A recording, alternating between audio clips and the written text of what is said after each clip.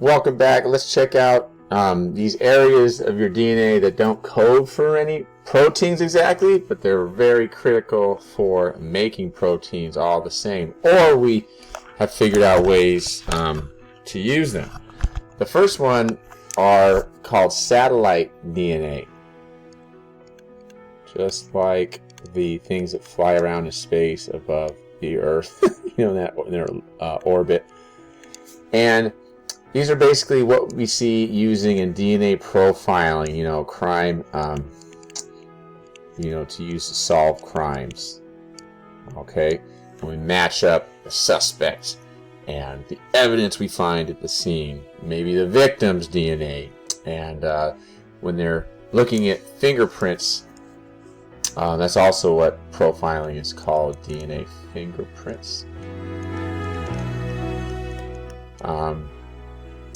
It's all the satellite DNA. It's not the DNA that makes things that's so critical for crime scenes. It's the satellite, the non-coding kind of random differences. Because if we look at, say, the insulin gene to do crime work, everybody's got the same gene, right? The same letters. You're not going to see any differences. Unless you're type 1 diabetic, then you'll see differences.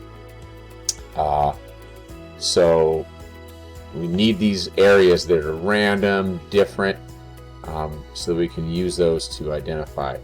The next one are called telomeres. These are just little pieces at the end of the chromosome, and they help protect when the cell's being copied over and over and over again. It helps protect from basically the chromosome wearing out. And these get shorter as you get older. Like if you look at telomeres, your telomeres are going to be shorter than mine, because I'm older than you. We'll say they get shorter as you age.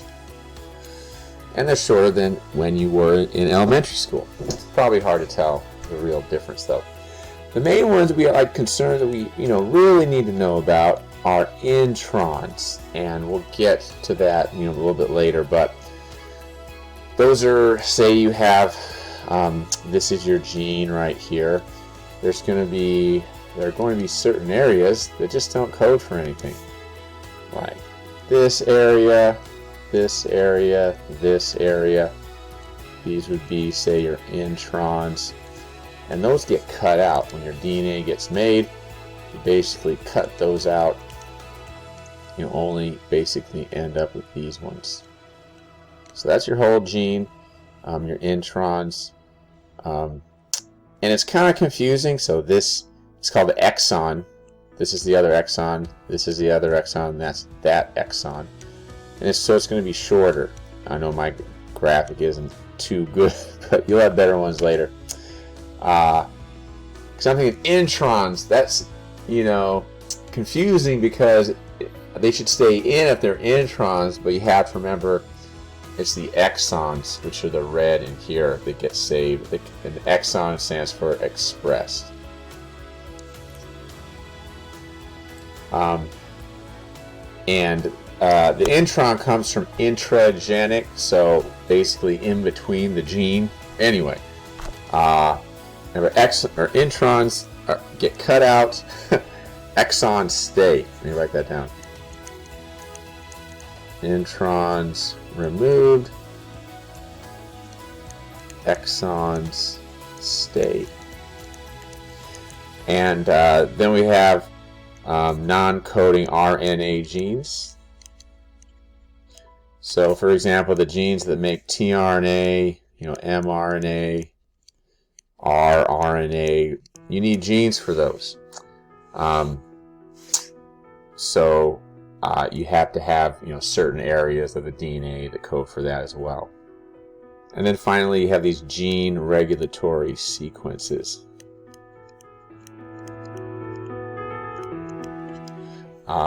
So again, these are just promoters, enhancers, silencers. These surround the DNA and help to modify and control what part of the gene gets transcribed. So moving into our applications of all this amazing knowledge, I mentioned Rosalind Franklin and Maurice Wilkins' investigation using this crystallized DNA, just making a crystal of it, and then shooting an X-ray beam through it, and those X-rays diffract in known patterns and come up with an image on an X-ray film, just like you would say at the dentist office. You probably all seen those X-ray films of your teeth. Similar but more complex system is used to look at not just DNA but proteins, crystallized RNA, to look deep into the structure.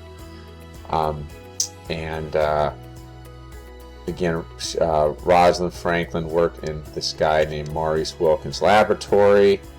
She was a PhD. He was, of course, PhD too. She was just coming up, and that was kind of like, I think it was her second or third job in the field. And basically, images of DNA, and not just the image, or from the image, they were able to come up with measurements on the chemistry of DNA, which really helped to understand how many, where the sugars, phosphates, and nitrogen bases were arranged. That information could be ascertained based on the measurements. All right, and on to James Watson. Using this information, building this model, this very famous model. Maybe you've seen this picture before. I see it all the time. But basically, they had to conform to Franklin's X-ray data and something called Chargaff's rules. And basically, it means if you have, say, 30% A's, you're going to have 30% T's, right? Because A matches with T. They didn't know that yet, but this guy Chargaff, I think it was a guy, discovered this ratio in DNA. So that totals up for 60, so that leaves you 40. So in that case, you would have 20% G and then 20% C's, because we know C bonds with G.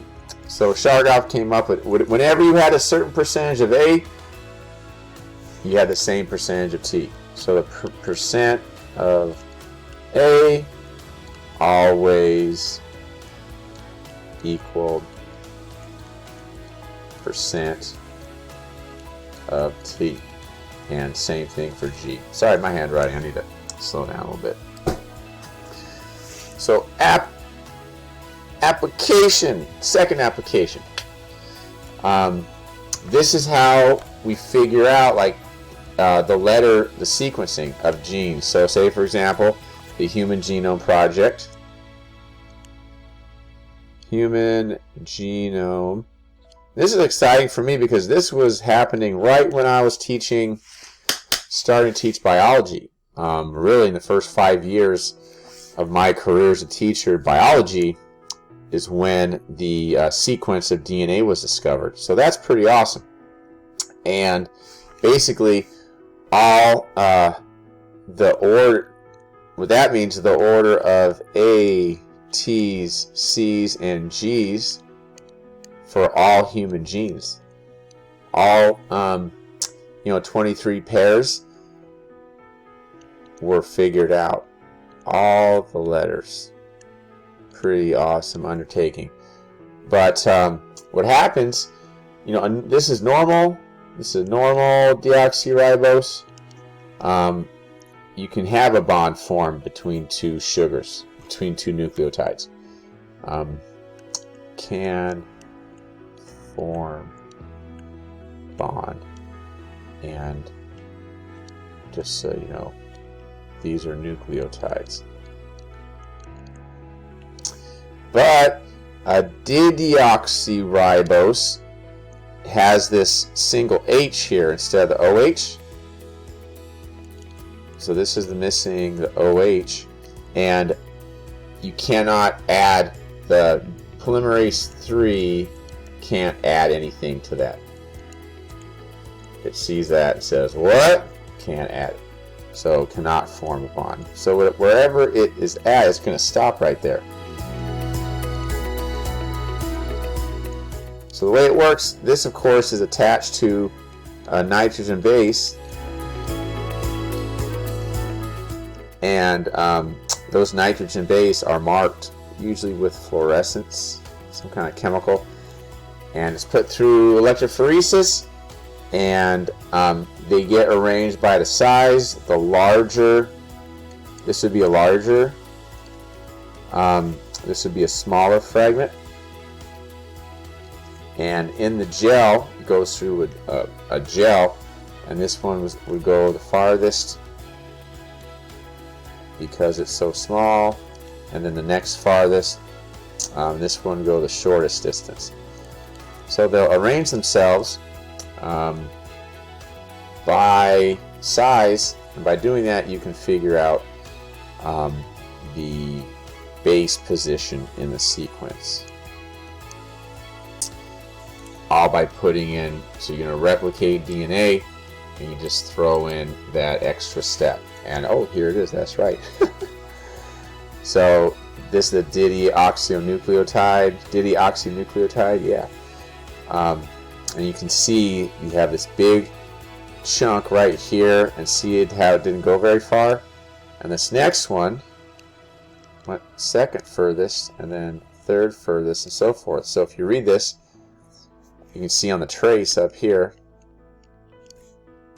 the computer is going to read the yellow, that stands for G. The next thing is going to be blue, that's an A.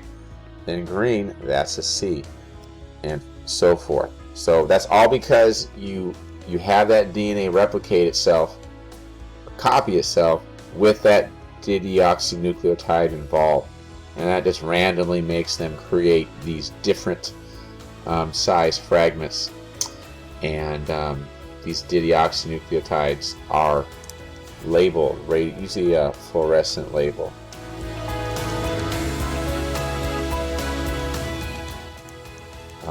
To indicate the base. That's basically where it comes from. Whatever label is right there. All right, DNA profiling. These are the satellite, the satellite DNA. STRs, they're also called, like you see down here. And these are all very, we'll say, highly variable between people.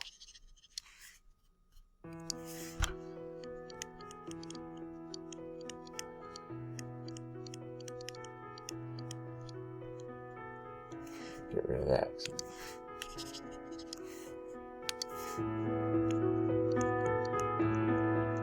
Between, say, individuals. So I know mine are going to be different than yours are going to be different than mine, and so on and so forth from other people. So if we get these patterns, there's usually about 13, usually 13 that are used. We can use those to identify people, and you can see our different people, 7 repeats of this AGAT, AGAT, AGAT 7 times, and then the 6 repeats of the AGAT.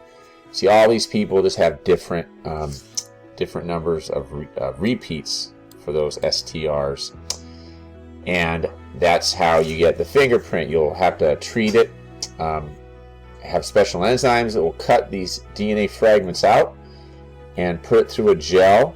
And you can see the longer ones like this, that's A5, don't travel very far, they get stuck in that gel. And this A2, which is smaller, the smallest goes the furthest. And you get this pattern based on size. Pattern.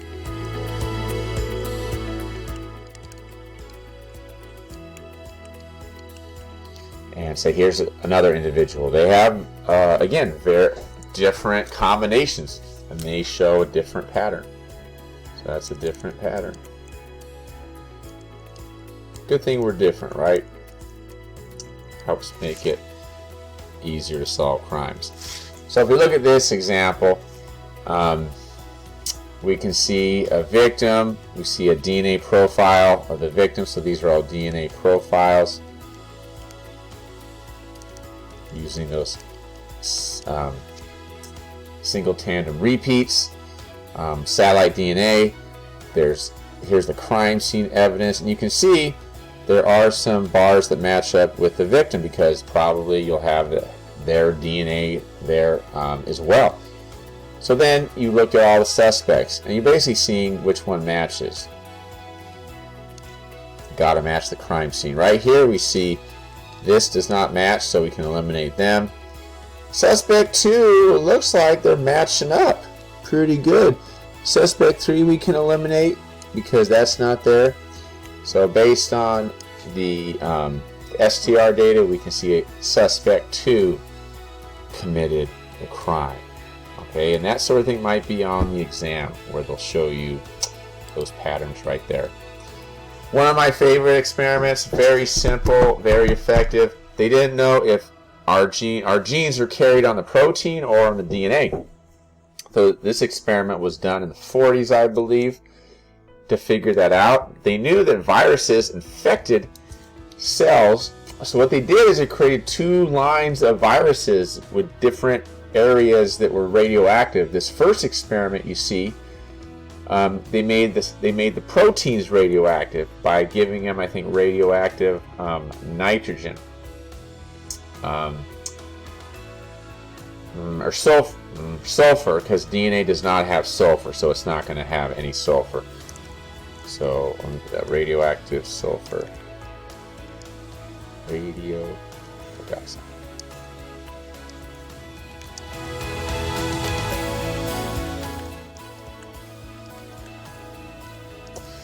Radioactive sulfur, so we have radioactive, the outside parts of the virus are radioactive, but not the DNA.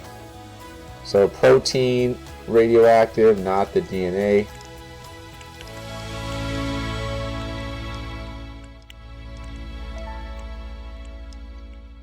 And we see here, we know now that the DNA gets injected, right? But they didn't know that yet. They thought maybe it put some protein in there, and then that protein allowed the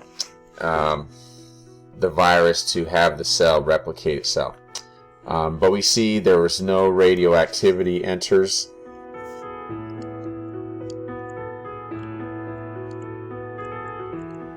Because we know the DNA doesn't pick up that radioactive sulfur, so in the DNA is what's injected, and no protein gets in there.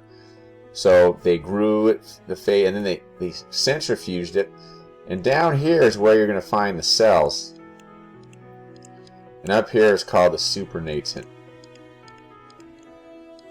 and we see the radioactivity in the supernatant.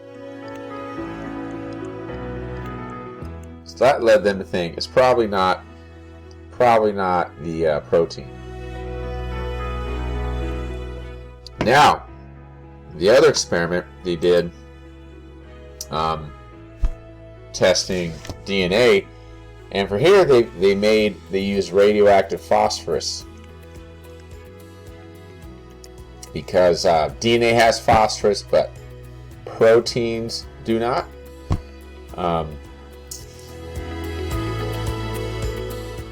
And this time, this DNA was radioactive, right? So in the back, these viruses, I should point out, it says phage, but remember, phage is a type of a virus. Phage is a type of virus. And these ones look pretty, I think they'll look like aliens, almost like just really fascinating structures. It's a type of a virus.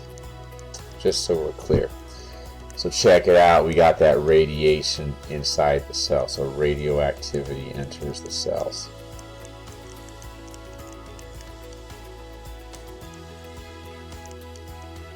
So when they grew it and then they spun it, guess where the radioactivity is? On the bottom. The radioactivity in the pellet, which is the cells. And the reason why it goes down here, everything that goes down further in a centrifuge, it means because it's heavy. It's heavier. It basically it's a separation technique based on density.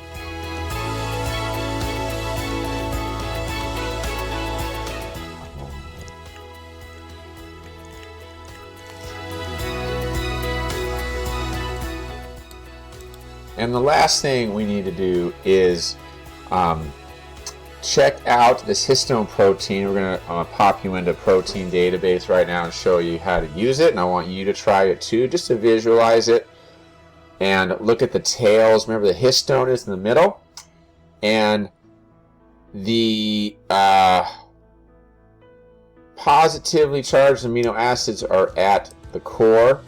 And remember, the DNA itself has a negative charge to it. So in order to work, you're going to have opposite attract. So these histones need to have a negative charge to them. So if you go to this next page, let's go there. Click on this link here.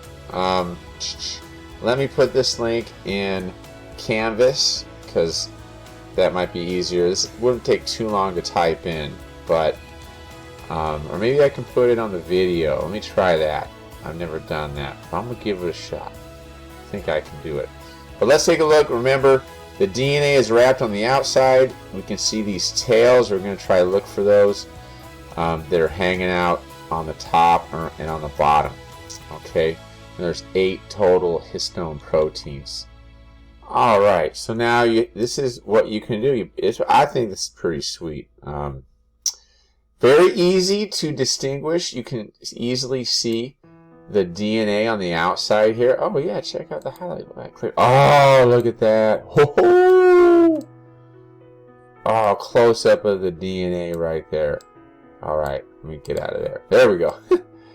And here, oh, let's take a close up. These are the spiral-shaped alpha helices of those histone proteins. So all these squiggles on the inside, these would be the histone proteins, positively charged on the outside, so they can bond, well with the negatively charged DNA. And you can see the little tails poking up. If I click on that, oh yeah, check it out.